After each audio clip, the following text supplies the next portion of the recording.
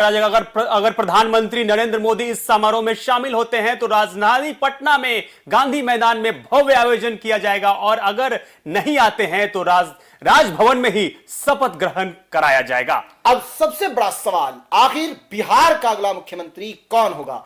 राजनीतिक गलियारों में इस वक्त कई नाम चर्चा में हैं, लेकिन एक नाम सबसे आगे निकलकर सामने आ रहा है। जी हां, एक नाम सही सुना आपने, सम्राट चौधरी को अगला मुख्यमंत्री माना जा रहा है। हालांकि बीजेपी की तरफ से आधिकारिक घोषणा नहीं हुई, अभी बाकी है, लेकिन अंदर खानों की बात करें तो लगभग तय माना जा रहा है। इसके अलावा भी कई चेहरे रेस में बताए जा रहे हैं। संजीव चौरसिया, जिनका नाम और कुछ महिला नेताओं का नाम भी चर्चा में है, लेकिन अंतिम फैसला बीजेपी और एनडीए की संयुक्त बैठक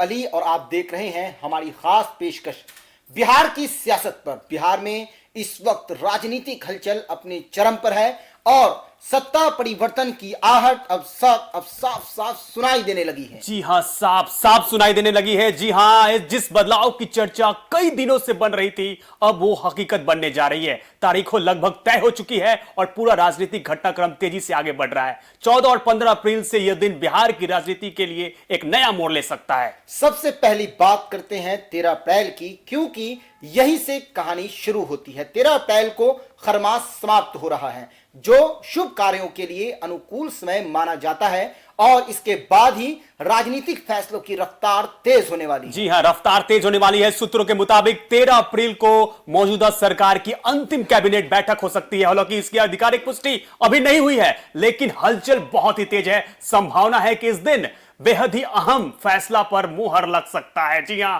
मुहर लग सकता है। बात करते हैं 14 अप्रैल की, जो अपने आप में बेहद खास दिन है। 14 अप्रैल को पूरे देश में बाबा साहब भीमराव अंबेडकर की जयंती मनाई जाती है। बिहार में भी इस दिन बड़े स्तर पर राजकीय समारोह आयोजित होगा। जी हां, बड़े स्तर पर आयोजित होगा, लेकिन इस दिन एक और बड़ी राजनीतिक घटनाक्रम सामने आ सकती है। सूत्रों के अनुसार मुख्यमंत्री नीतीश कुमार इसी दिन अपना इस्तीफा दे सकते हैं और यहीं से बिहार में सत्ता परिवर्तन की प्रक्रिया आधिकारिक रूप से शुरू हो जाएगी।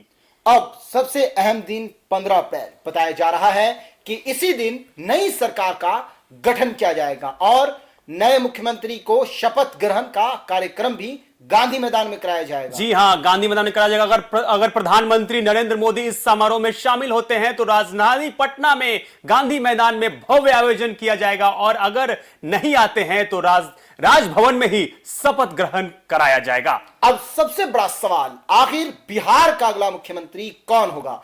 राजनीतिक गलियारों में इस वक्त कई नाम चर्चा में हैं, लेकिन एक नाम सबसे आगे निकलकर सामने आ रहा है। जी हां, एक नाम सही सुना आपने, सम्राट चौधरी को अगला मुख्यमंत्री माना जा रहा है। हालांकि बीजेपी की तरफ से आधिकारिक घोषणा नहीं हुई, अभी बाकी है, लेकिन अंदर खानों की बात करें तो लगभग तय माना जा रहा है। इसके अलावा भी कई चेहरे रेस में बताए जा रहे हैं। संजीव चौरसिया, जिनका नाम और कुछ महिला नेताओं का नाम भी चर्चा में है, लेकिन अंतिम फैसला बीजेपी और एनडीए की संयुक्त बैठक में होगा। जी हां, जनक राम का भी सामने आ रहा है और इसी बीच सम्राट चौधरी और नीतीश कुमार की मुलाकात भी हुई है और इस मुलाकात को बेहद अहम माना जा रहा है, क्योंकि यह संदेश देता है कि सत्ता हस्तांतरण की प्रक्रिया लगभग तय है। जी हां, लगभग तय। अब बात करते हैं जेडीयू की प्रतिक्रिया की। जेडीयू के राष्ट्रीय कार्यकारी अध्यक्ष संजय झा ने विरोधियों और जोरदार हमला बोला है। उन्होंने साफ शब्दों में कहा है कि जेडीयू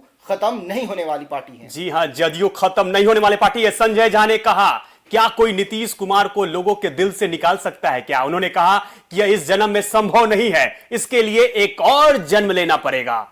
उन्होंने यह भी कहा कि जेडीयू कोई साधारण पार्टी नहीं है और पार्टी नीतीश कुमार की मेहनत, ईमानदारी और संघर्ष से बनी है और पिछले 20 सालों में इसने बिहार की जनता के दिल में जगह बनाई है। जी हां, संजय झा ने विपक्ष पर निशाना साधते हुए कहा कि जो लोग जेडीयू को खत्म करने की बात करते हैं वो सिर्फ अफवाह फैला रहे हैं और जनता को गुमराह कर रहे हैं। बड़ी खबर बता रहे हैं आपको। उन्होंने ये भी कहा कि नई सरकार चाहे किसी भी नेतृत्व में बने, लेकिन वो नीतीश कुमार की नीतियों पर ही आगे बढ़ेगी। यानी चेहरा बदलेगा लेकिन मॉडल वही रहेगा। जी हां, मॉडल वही रहेगा, चेहरा बदलेगा। अब बात विपक्ष की, जहां लगातार चलने जा रही है। तेजस्वी यादव ने इस पूरे घटनाक्रम पर बड़ा सवाल उठाया है। उन्होंने कहा है कि जनता का जनादेश इस सरकार के साथ नहीं है। बड़ी खबर बता रहे हैं आपको। तेजस्वी ने तंज कसते हुए कहा कि सरकार खुद ही सरकार बना रही है। उन्होंने कहा कि पिछले 2 महीने से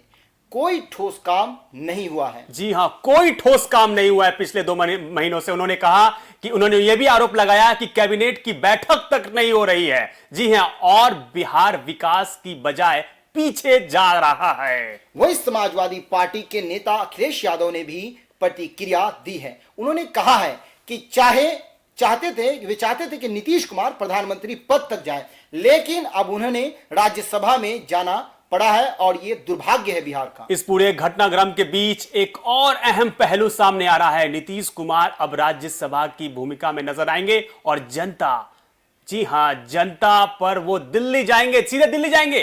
बाकी समय वे बिहार में रहकर सरकार को मार्गदर्शन देंगे, यानी पर्दे के पीछे से उनकी भूमिका काफी अहम मानी जा रही है और राजनीतिक समीकरणों पर उनकी पकड़ बनी रहेगी। अब अगर पूरे घटनाक्रम को समझे तो साफ है कि बिहार में सत्ता का चेहरा बदलने जा रहा है, क्योंकि इस सत्ता की दिशा और नीति इस ज्यादा बदलाव नहीं होगा। तो कुल मिलाकर बिहार की राजनीति एक नए दौर में प्रवेश करने जा रही है। 14 अप्रैल और 15 अप्रैल ये दोनों दिन इतिहास के पन्नों में दर्ज होने वाले हैं। कौन बनेगा मुख्यमंत्री और क्या होंगे इसके राजनीतिक मायने, ये देखना दिलचस्प होगा। फिलहाल के लिए इस पेशकश में इतना ही, लेकिन अपडेट हमारा जारी रहेगा। आप पूरे हमसे जुड़े रहिए, क्योंकि इस खबर को और आगे तक पहुंचाएंगे आपको। धन्यवाद, नमस्कार और देखते रहिए एक न्यूज़ 24। मैं था आपके साथ अनीस राज, हमारे सहयोगी असद अली।